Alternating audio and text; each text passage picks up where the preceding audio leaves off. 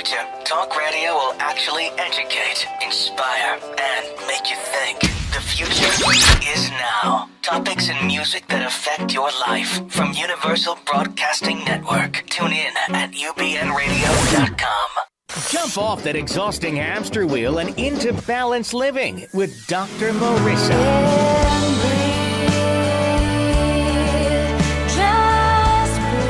Her mission, to be a beneficial presence on the planet. Her purpose, to be your personal advocate to live, love, laugh, learn. Her life motto, don't die wondering. Take back your life with Dr. Marissa Fay on ubnradio.com. I am happy to welcome you to Take My Advice. I'm not using it. Get Balanced with Dr. Marissa every Tuesday at naturally high noon here at the Sunset Gower Studios, Universal Broadcasting Network, and every Thursday out of my CNBC syndicated show, KCAA AM 1050 at 7 p.m. Pacific Standard Time. And this is a show about hope and how to be happy 88% of the time. So there's no gossip, no scandal, and no K-words, no Kardashian talk, and no CNN, constantly negative news. Instead, we look at people, topics, places, things that are good for us and what is going right around the world. And we are celebrating the end of the season for nonviolence. This year I started that season with a wonderful guest who won the Season of Nonviolence Award at the Agape International Spiritual Center, and that was Orlon Bishop. And we're ending it with another friend of mine from Agape International Spiritual Center who is an author of the book Radiant Truths. His name is Karimu Shaw. Please welcome to the studio, Karimu.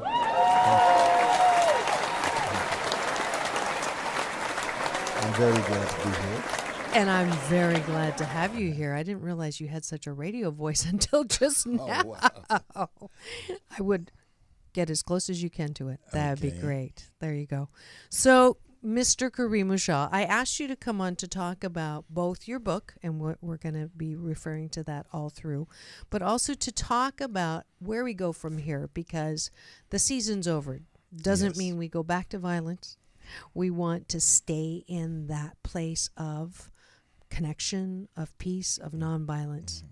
And it is true that if we listen to the news, we are not any closer to nonviolence. We seem to be closer to more violence.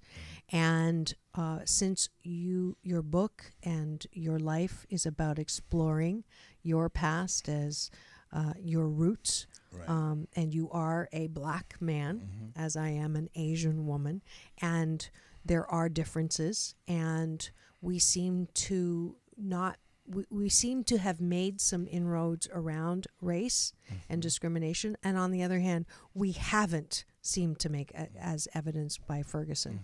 So I wanted us to talk about that question on how we can, and then also look at your life and the way you have identified and not identified with that. So I guess the first thing is the cool fact that I didn't know about you until we did the pre-interview, which is you actually were on the Selma Bridge. Exactly. Okay, so tell me about that. And you knew Dr. Martin Luther King Jr. before he was Dr. Martin Luther King Jr. So tell me about that. I'm from Chicago. Okay. And in Chicago, I went to the Liberty Baptist Church, where it was pastored at that time by the late Reverend A. Patterson Jackson. He and Dr. Martin Luther King Jr. were best of friends. They had gone to Morehouse together. And so each year, before he became famous in the civil rights movement, he was at my church every summer just as a down-home preacher. Right. So I grew up with Dr. King in my life. And when the Selma March came about, quite naturally my church wanted to be involved. So they sent me down there to represent the church, and I was in charge of communications. That's where I worked, and I made arrangements for the different entertainers to be picked up at the airport. Harry Belafonte, Joan Baez, Peter, Paul, and Mary. Wow. And so that was my actual job. Right. To take them to the bridge? No, to pick them up at the airport. Okay. To pick them up at the airport. For the church. For the church. You know. Okay. How old were you when you were on the bridge? I was 21 years old. Wow. Yeah. You must use all of LA. Well, I'm 71 now. Yeah. Yeah. He looks good. You look good. Thank you. That's wonderful. So you're 71 and you decided not that long ago that you wanted to explore your roots, correct? Yes. Okay. Tell me about that. Okay. All along, I've always had this passion for Africa. I started traveling to Africa in 1977. I've been there a total of 13 times now. I've covered 8 different countries, Nigeria, Ghana, Cameroon, Mozambique, South Africa, Kenya, and Egypt. Okay. And so in 2006, I had the DNA test done to find out exactly what ethnic group in Africa I came from. You know, when we talk about Africa, we sometimes talk about it as if it's a country, but it's a continent with 54 different countries, you know, and many, many, many different ethnic groups. So the DNA test made me aware that I was from the Bubi tribe, ethnic group, Hausa, the Fulani, and So what was it? Was it from a place of you didn't feel like you belonged? Was it from a feeling of curiosity? Was it a feeling of why this exploration? it was a feeling. It was more or less fulfillment, because I always just thought something was missing.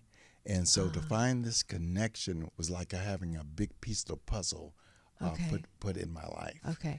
So you didn't feel a connection. You were looking for a connection. Exactly. Okay. You know, rather than saying I'm just an African American, well, that says, well, it could be any country. But now I'm a Cam-American. I know specifically what ethnic group I came from. Okay. In 2007, I actually went back there and connected with the descendants of my ancestors. Interesting. And I also went in 2011-12 after I had the stroke. I was actually in a wheelchair. And on that particular trip, they gave us free land. You may be familiar with the actress Shirley Lee Ralph. She was on that particular trip. So it was about over 50 of us, and we all got free land. Interesting. And so what's happening is that 3 of us from Los Angeles, who all have connection there, we're going to put our land together and build a cultural center. Fantastic. That is really fantastic. So I did want to talk to you about being a black man. And it's interesting, when I first sent you that email, and you shot back. It's a gross assumption that I am an angry, because I said the stereotype of an angry. I am far from an angry black man. I am the most grateful man that you've ever, and it was great, because it isn't often that you do see, and this is what my show is all about, is I want to highlight the good news, right? So here you are, an African American, a black man who is not, and I went actually to Wikipedia just for not for giggles, but just to see what it would say, because that stereotype or that expression, angry black man, is, obviously spurred on by the events in many places, Ferguson only being the last one, is a stereotype. And it's not in Wikipedia. But you know what is in Wikipedia? An angry black woman? Angry black woman. And there's no angry white woman, but there's angry white man. Wow, that's is it right? Isn't that interesting? Yes, Isn't that interesting? So you didn't grow up feeling discriminated against. No. See, as I said, I'm from Chicago. Right. And I talk about this in my book. Chicago has interesting dynamics. maybe second generation from the Great Migration that started moving blacks from the South to the North. And in Chicago, it's so segregated that you don't feel discrimination. But down, that's not only with African Americans. You have Jewish Americans in their community, Irish Americans in their community, Mexican Americans. So we all are segregated into our own little ghettos, meaning a commonality of people of the same ethnic group. So I had great role models growing up. Teachers, lawyers, doctors all stayed on the same block. And this was like considered, a low-income area, but we were all mixed in there together. So we had businesses, Johnson Publications, sausage company, milk company. So, and we had the Wriggle Theater where all the top Motown people and entertainers at that time appeared. And that was 2 blocks away from me. So I grew up with a very good self-esteem, just knowing I could do anything I wanted to. And Wonderful. before I knew about the law of attraction, I had aligned myself with the principles of it. And I was actually manifesting all my life. Going to college, I didn't think about us being poor and not being able to go, even though my parents had 3rd grade education, 5th grade education. But I just knew that I was going to go to college. Those were my values at the time, And it so happened my church, the same Liberty Baptist Church, gave me a full scholarship to Southern Illinois University and paid all 4 years, room and board, everything. So I would say, on one hand, you could say you were blessed, Yeah. but you had an expectation of being blessed. Yes. Yeah, I which didn't is know. yes, and I'm a big believer also of that. Yes, it's like a self-fulfilling thing. This is what I believe in. Absolutely. Now, when you hear of things like Ferguson, what goes through your mind? Well, see, one of the things, the younger generations, they have a far harder time dealing with the police brutality and all those kinds of things that I didn't actually experience. Right. But I could understand a young black man being angry and not understanding the system of, why this is happening to them, Yeah, and this is where it's a topic that I've been blessed. When I first came to LA, I was actually part of the newest, trying to put in corporations valuing diversity. Right.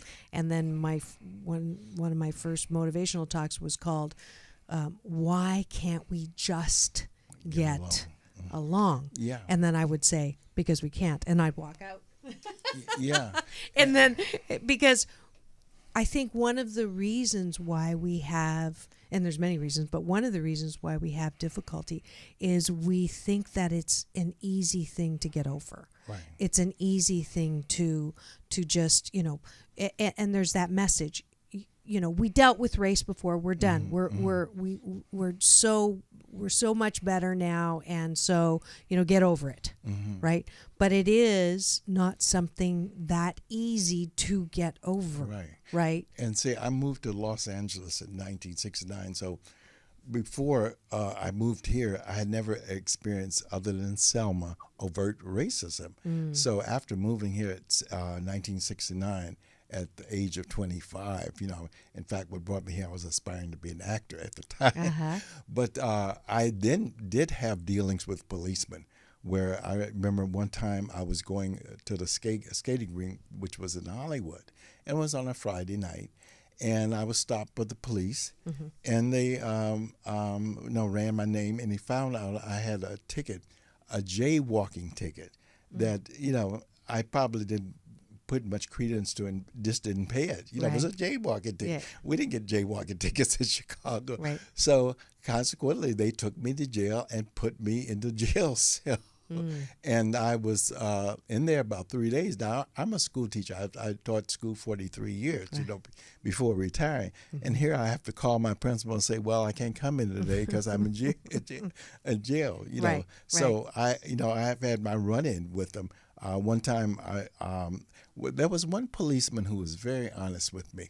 He said, listen, as long as you're a young black man driving a fancy car, we're going to stop you at every time. Wow. And at that time, I was driving a brand new '69 Eldorado when I came out here, and they said you're going to be stopped every time. So he was the only one that was honest. All the other ones, oh, you look like someone who just robbed the bank. I mean, that was a standard thing that I got all the time. Yeah, one time I took a bus. My car was being repaired, and I was on the bus stop waiting to go home. First time I'd ever taken a bus to go home. Right. I'm stopped at the bus stop with the same reason. But the good thing about that at the time, I was living in Fox Hills, and I took the badge number down, and so I reported it to Internal Affairs for the LAPD, and they did send about 3 policemen out to investigate these policemen who had stopped me. They had like mug shots of them and everything. So I did get some satisfaction out of that, knowing that they were going to investigate it. So here's where, okay, I'm all about balance. Yes. So on one hand, the reality is the stats are true that if you're a young black man, or just like that cop was honest with you, you are going to get stopped more. Yes. Okay. Yes. And then I hear on the other side the voice, the people that say, well, if it's true that more crimes are committed, in LA by that ethnic population. So what's wrong with, I mean, there's plenty wrong, but I'm just, saying, putting the moose on the table for those people who say, if you commit a crime, you got to do the time. Or, don't excuse what someone getting shot because they were doing something wrong or they were doing something suspicious. And this is where we get into trouble, in my opinion, is that when we take both of those and we come into this point of clash, and it just starts to grow in energy, in anger, in blame, in righteous indignation, in and that is never going to result in a solution, right? And we want to. So my daughter yesterday, when I was telling her about the show, she said, "Mom, did you hear about the hashtags? After Ferguson, the hashtag Black Lives Matter, right? And then she said the response to that was people putting up all lives matter, yes. Like, and it's true, all lives matter. And I was so proud of my daughter. She goes. And she's 15, and she goes, but that's not what we're talking about at hand. The truth is that there is some bias, and then as a psychologist, we all know the Pygmalion effect. What you were saying is what you believe influences how you act.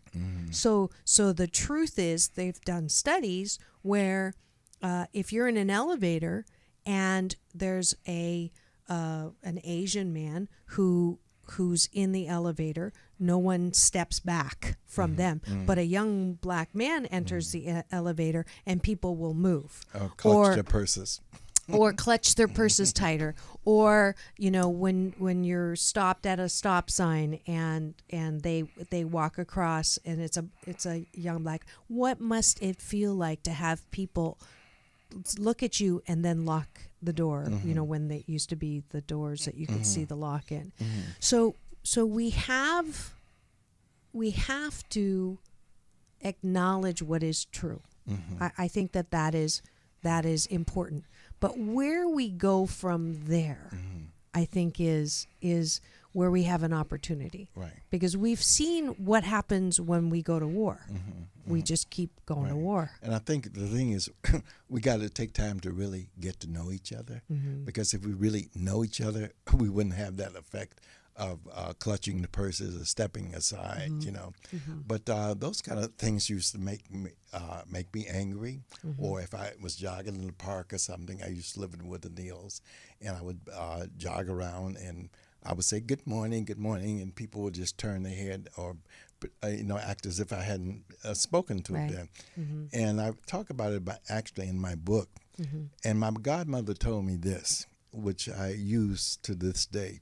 He said, "Don't worry about people not speaking. What you're doing, you're saluting the God force that's inside them. So when you say good morning, you're saying good morning to God, because I think that's where the connection is, that we are connected spiritually. We are one. We're connected by our breath, Yeah. and it's that oneness. And so I believe, like Michael Jackson sung the song, Man in the Mirror. The change begins with us. Yes. That's where I used to take the burdens of the world on my shoulder, be concerned about everything. But I realized if the change is going to be, it's up to me. If it's going to be, it's up to me. Yes. So as I change myself and make myself the best person I can be, Right. this is how I change the world. Yes. If I want peace, I've got to become peace. If I want love, I got to become love. Beautifully said. Beautifully said. I absolutely agree. We may not be able to control what is out there and the level of the hatred that is going on, but we can control how that shows up in our life. It's an inside job. Yes. All changes begin within. So what I have done this last year is tried, and I'm 88% successful, not gossiping, because Yes. gossip is basically assassination, Right.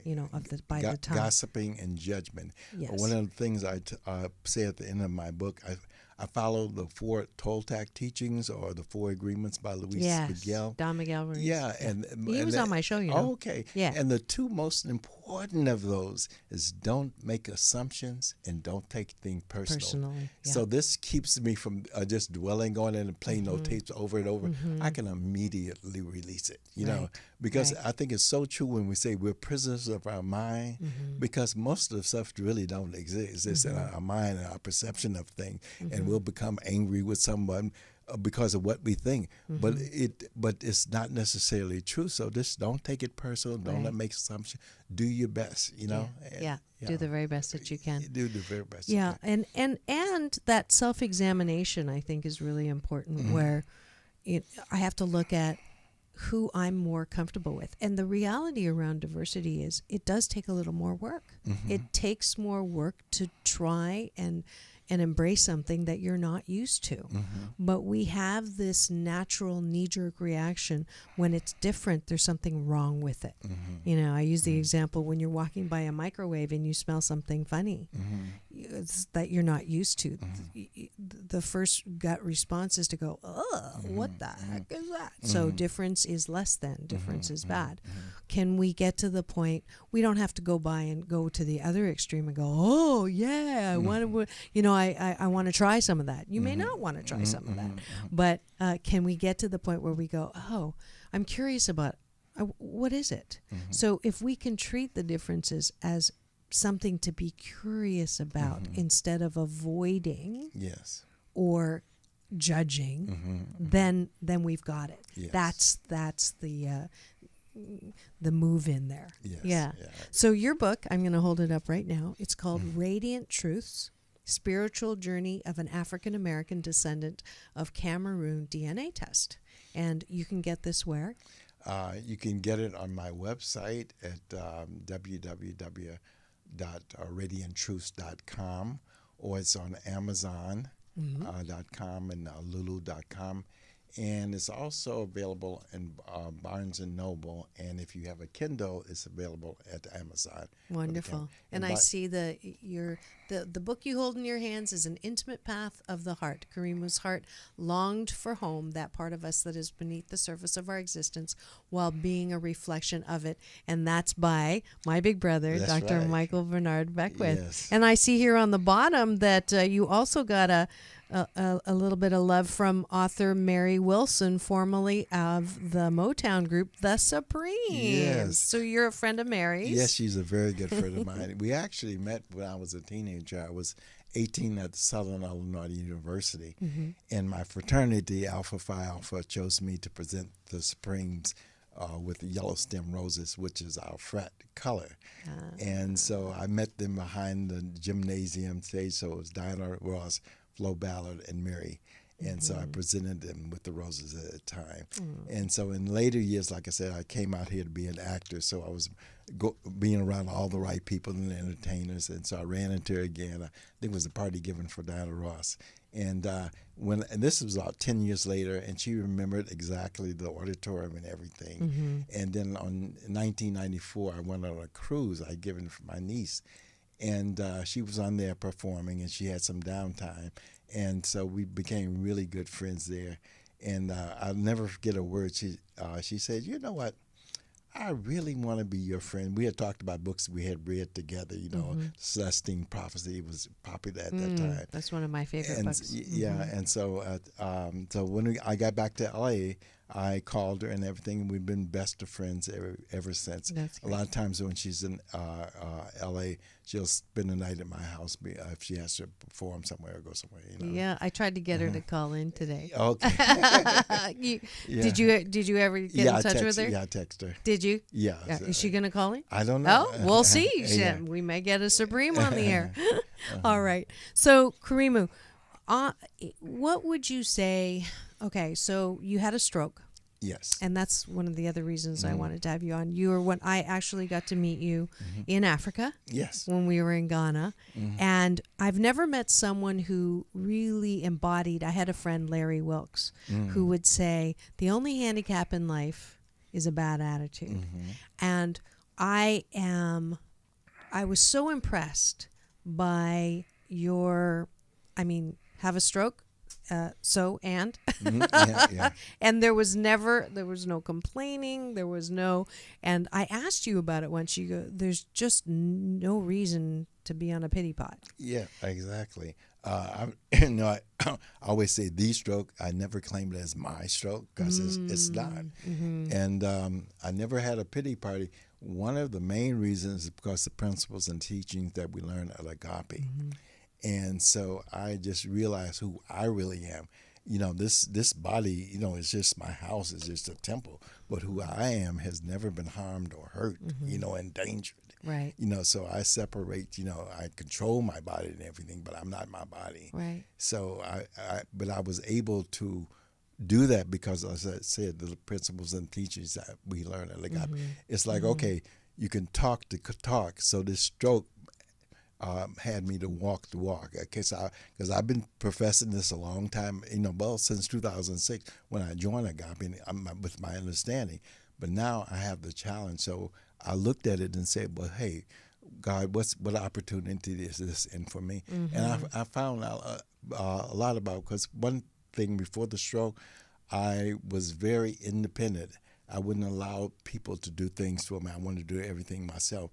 But now I'm in a position where I allow people to do things. And even if I can do it myself, I don't want to block their blessings. Aww. So, I'll go in and let them do the things for me. Hello. Right? Right? So that's beautiful. That's beautiful. Because you're a powerful manifester, and I'm going to claim that myself as well, I want to put out a vision and a dream, Martin Luther King, and sort of continue and let's look at this time between now and the next season for nonviolence. What we all can do in terms of our BS, our belief systems, and how we can change some of those belief systems so we stay connected, so we can stay and move forward into connections without violence. So I'm getting the signal, though, that I have to take a quick break, and we'll do that visioning when we come back. Okay. You are tuned in to Take My Advice. I'm not using it. Get Balanced with Dr. Marissa. And today we do have the author of Radiant Truths, Karimu Shaw. And we'll be right back in 2 and 2. Peace in and peace out. Do you want more life balance? Are you 88% happy with your health and well-being, your relationships, your livelihood? If yes, do the abundance. If no, and you'd like a life balance tune-up and align those head, heart, spark plugs and smog check the BS belief systems that are clogging your lifelines, contact Dr. Marissa, the kinder, gentler Dr. Laura, at www.4balance.org for a session on the air or a private one on the beach. What if the books you read your children empowered them and built their self-worth? Shine Your Light Books publishes stories for children that encourage love, unity, inner peace, and optimism. Their latest title, Forensi's Light, is the inspirational tale of a firefly who must decide whether to keep her light hidden or let it shine for everyone to see. Through colorful illustrations and engaging storytelling, Forensi's Light encourages young readers to be confident in themselves and find their authentic gifts. This beautiful hardcover book is available at www.shineyourlightbooks.com and amazon.com. Visit Shine Your Light Books Facebook page to see how you can win a signed copy of Forensi's Light, and let's shine the light on our children today. And welcome back. You are tuned in to Take My Advice. I'm not using it. Get balanced with Dr. Marissa every Tuesday at Naturally High Noon and Thursday at 7 p.m. Pacific Standard Time on my CNBC channel, KCAA AM 1050. And today we are never ending. We're marking the official end of the season for nonviolence that ended with the commemoration of the death of Dr. Martin Luther King. And I brought into the studio my co-host today, Karimu Shaw, who wrote a book, Radiant Truths, who was actually on the Selma Bridge. And we've been talking about a number of things: race, identity, nonviolence, peace, connection, home. And I'm going to read a little section from his book, Radiant Truths, to sort of set us up for our visioning for what we're going to do after this season. So, which one? Start my intent? Yeah. All right. My intent, of course, was to empower my sons with the knowledge of themselves and their African ancestors' contributions to the world. We then viewed The Secret DVD. I also wanted to give them the knowledge of how to create their own realities through the law of attraction, using their thoughts and words aligned with their feelings to make the desires of their hearts manifest. Ask, and it shall be given. So we're going to ask now. We're going to ask on behalf of first Los Angeles and then the rest of America and then the rest of the world. And it is this valuing of the diverse fabulousness that we all are. And so if you are someone who has said, we've all experienced discrimination, and people need to get over it. In fact, that was one of the women in the tape I use when I do value and diversity work. There's a fabulous DVD. Actually, it was a cassette tape called A Class Divided. If you have a chance, it's a PBS special frontline show called A Class Divided. And this teacher in Iowa, to teach the kids about discrimination, put collars on them so they would get a feeling of what it was like to be discriminated. Very powerful. And they did it with the adults. And a white woman at the end of the show said, I have experienced discrimination. Everybody's experienced discrimination. And a black woman said, you will never know what it is like to wake up and look in the mirror as a black woman. You cannot possibly know. And I think that is my first hope, is that anyone who feels like they have the answer, that the reason that we just have to get along and people have to just stop feeling sorry for themselves or using, I'm going to put the moose on the table, or using the race card, is to understand that the truth is there are groups of people who go through things that you will never understand. And from that place, you can be much more aware and compassionate, and to validate that experience as being different than your own. If people really felt that, I think that would really make an inroad, right? Yes. Towards peace with nonviolence. Right. Because when we keep insisting that you have to deal with things the way I deal with it, we're in trouble. Right. Because people with different experiences have those different experiences. Right. And I talk to my clients all the time who are from groups who do get actively discriminated against. There's also a balance.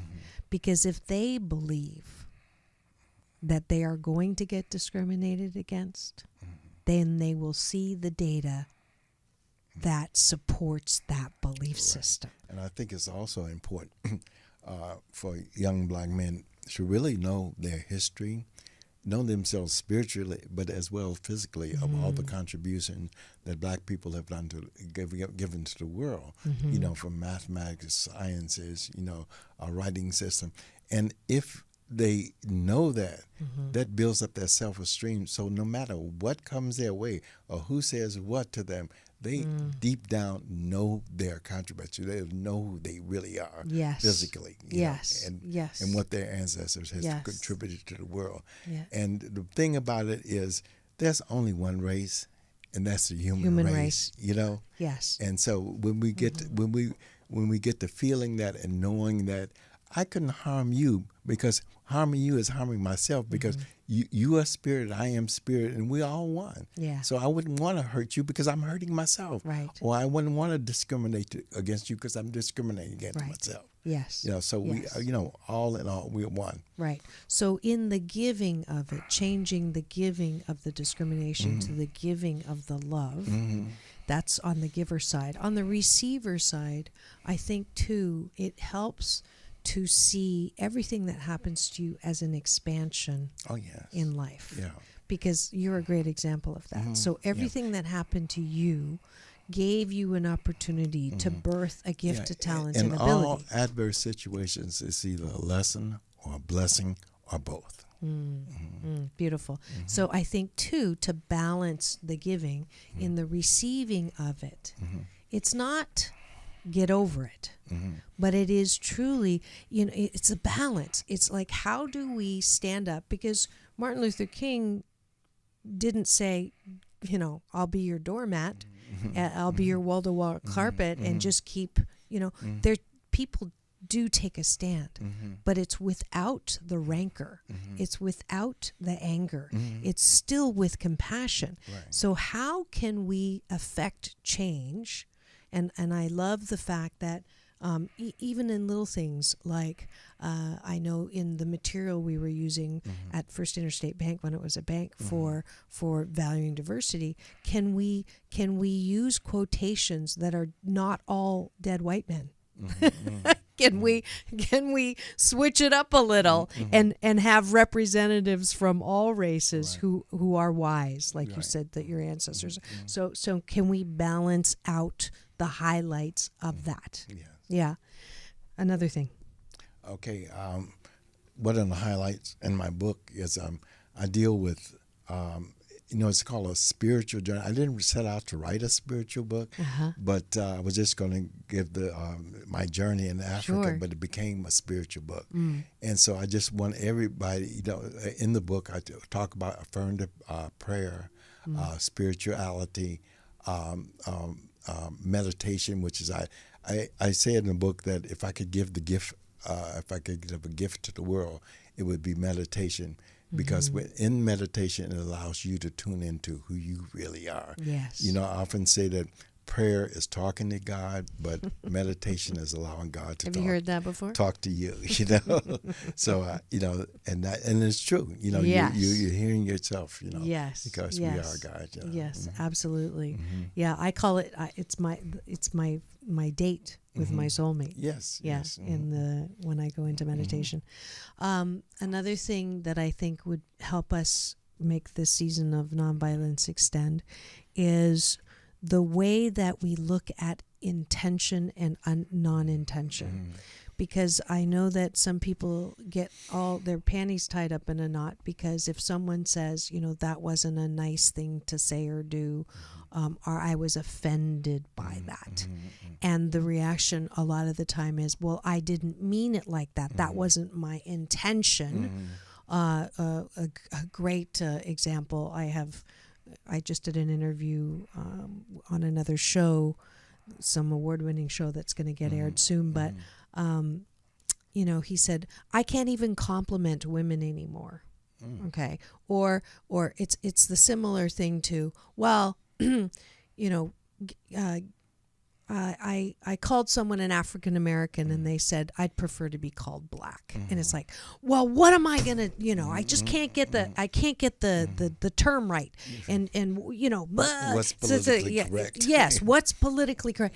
And that political correctness misses the entire mark of the intention. The intention is to be inclusive. The intention is to use words and terms that show respect. And we're so warped in our Newtonian thinking as Americans, very high on the independent scale, is that it's either right, wrong, good, bad, black, white. What category is it? So we hate being wrong. And so if we're asked to use a different term, all of a sudden we get all ruffled because we don't want to be wrong. And that's that ego. Yes. Because the ego always has a need to be right. Yeah. But when we can lose that, you know, we just celebrated Easter resurrection. If daily we can just crucify our humanness and get more into the spiritual of who we are, losing that ego who has a need to be right. It's okay just to be quiet sometimes, to listen sometimes, you know. Yeah. And it also, it goes on that BS, that belief system that if we traditionally, if we mean well, then it doesn't matter what I say because that was my intention. Right, and you're still having that love and kindness towards each other. So if we change it to say, do we want our intention to match our impact? So if we mean well, isn't it good that it actually felt well on the other end? Right. And so, see, when you have good intentions, then you can have any guilt feeling behind it because you know what your intentions were. Right. And you know what your intentions were not. Yes. And then taking that another step, though. I'm asking that even if you had good intentions, And let's check to see if your intentions were met. So this is advanced valuing diversity here. Because if we continue just to say, well, my intentions were good, we may be missing the mark. Because when we have diversity, what my intention is to me may not be interpreted the same way as for you. So because respect is one of those things that is across all cultures, but respect in one culture may not be respect in another culture. They did studies in LA in Korean markets where Korean markets that were in black communities, and one of the misunderstandings or unintentional conflict that came up was because they weren't putting the change in the hand. So in some cultures, doing that is disrespectful. It is more respectful to put it beside you so you pick it up yourself. Yeah, and that's why learning each other and knowing each other. Yes. You know, because I love one of the reasons I have a passion for traveling because I love to learn the different cultures. Yes. You know, and how people exist other places in the world. Yes, you know? yes, and that is. That makes you a saint. No, it makes you, well, this is wisdom. You know, this is a wisdom show here today. That there's another psychological term, however, called the backyard effect. That when people travel and they see differences in another land, it's okay. But when those differences come to your backyard, it's suddenly not okay. So here's another area of how, you know, where's your tolerance? How tolerant are you? And tolerance is a step towards inclusiveness. Toleration, though, still has that low vibrating edge to it. It's still a little bit edgy. It's still a little bit critical, right? So we want to get to that. Am I asking all of you to stand together, hold hands, and sing Kumbaya? Yes. Yes, I am. Because I really, you know, I want world peace to be possible. Yes. I really do. And as much as, you know, I say don't watch the news because it isn't supporting any kind of peace and nonviolence. I've been working out more because I'm going to the Bahamas. Okay. And I had incentive. And I can't even watch, just because I don't watch it at home. In literally 30 seconds on the treadmill, there's an alleged hostage, alleged shooting, alleged kidnapping, alleged murder. And that's in 30 seconds. Yes. So another thing we can do as listeners to prolong the season of nonviolence is watch what's coming in. You know, Reverend Michael talks about that all the time. Right. What are we watching? Right. What are we talking about after we watch it? If you're going to watch it, don't talk about it No. afterwards. It's just not. So tell me what you have in store now. What more are you looking for? Well, right now I'm I'm working on an audio book for my visually impaired audience and readers. And if you go on my website at radianttruths.com, you can click on engagements and find all the places I'm going to be at. This month I'm going to be on Black Writers on Tour. That's on the 25th of April. On the 15th of April, I'm doing the I've Known Rivers Festival. It's a cultural and educational festival in Mert Park, so I'll be at the World Stage from 2 to 4:30 there. Wonderful. Yeah. Wonderful. And they can all go to your website and sign up for Yes, your... they can go in and they can like me on Facebook Okay. at Karimu Shaw. I always call that give you Yes. the finger, the thumb. And then I'm on Twitter at Karimu Shaw at Corey, Kory 4540. All right. So you can catch me on all of those. That's great. Yeah. What's your wish for black men? What is your wish for black men? Well, What is your dream? okay, my dream for black men is just to realize that they're more than this physical, that deep down they are pure love. And to love themselves first, because before we can love anybody else, we have to love ourselves.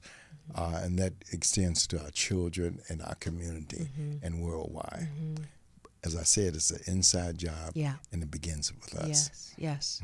There's one of my favorite African proverbs is when there's no enemy inside, no enemy outside can hurt you. Exactly. So absolutely, it's got to start with that. Thank you so much. Well, thank you for having me. Absolutely. Do you have we have a little bit of time. Is there anybody you'd like to give a love shout out for? Any people that make a big difference in your life? Well, the first love shot I would have to give out is to my sister, Cookie. We live together, and she's been very supportive I've of met her me. once. Yeah. Yes, she's been very Yeah. supportive of me and in writing my book. And since one side of me is paralyzed, she does all my mailings and all my little clerical work. So I couldn't imagine life without her. So I would that's beautiful. definitely like that. What would you say are her 3 adjectives that best describe her? So she's listening right now. We'll give her that shout out. She's intelligent. She just went back to school at 62 years old to CSUN. And in her first semester there, because she just had a year to go, she got straight A's, and they invited her into the doctoral program. And she's just finishing up her bachelor's, but she's very intelligent.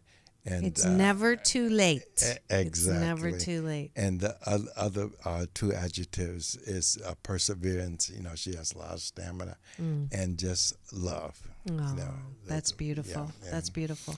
Anyone else you'd like to thank? Well, we're doing visioning, and one of my vision on my vision board, I want to have my book on Oprah's. You call yourself the Asian Oprah. Well, actually, people call me that. I finally adopted that. Right. So I want to have my book in her book club. So I've been visioning that every day, and that will happen. Yes.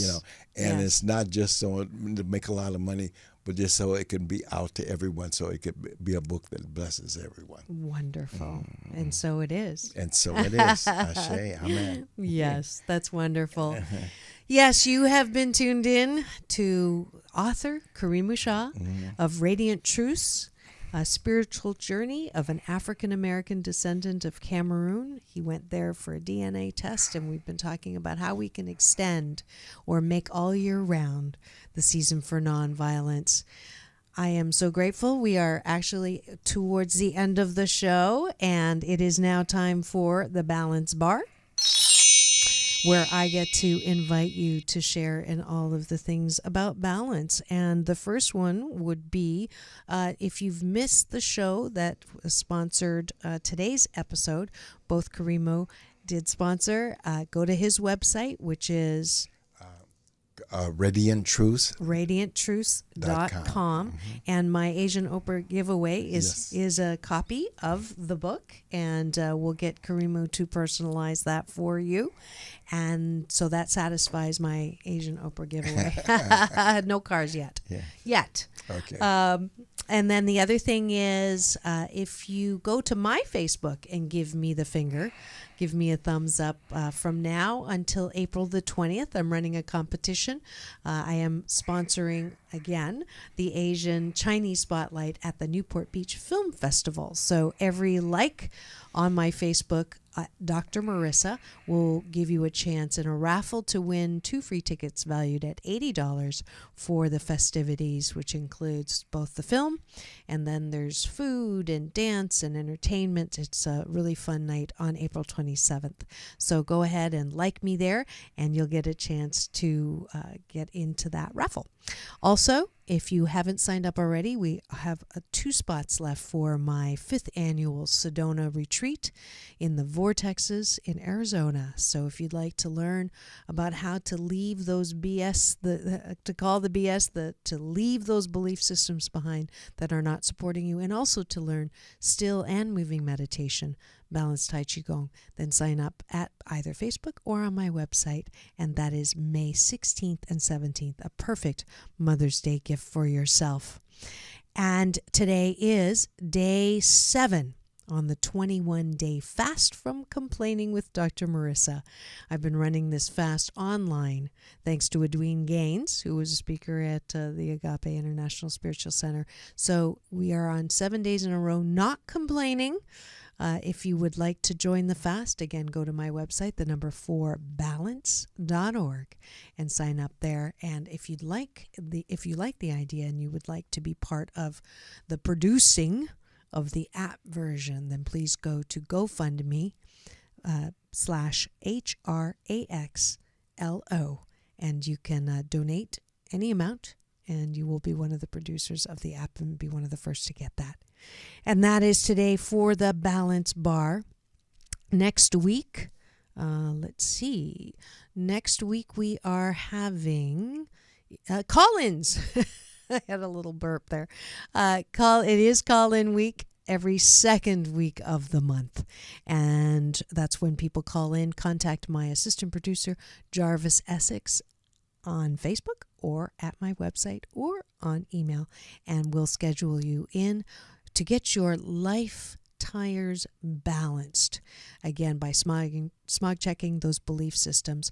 Any area, health, well-being, relationships, and job or career. So I get to be Dr. Marissa, the kinder, gentler Dr. Laura those days. So please do tune in next week for Take My Advice. I'm not using it. Get Balance with Dr. Marissa Pay. That's P for positive, EI. And remember, it's all about balance, peace in, and peace out.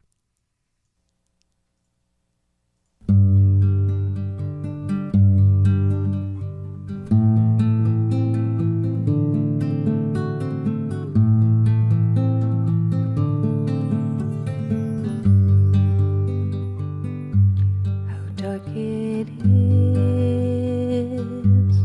before the dawn.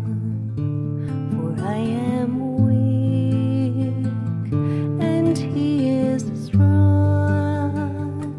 He lifts me up so I can see how dark it is.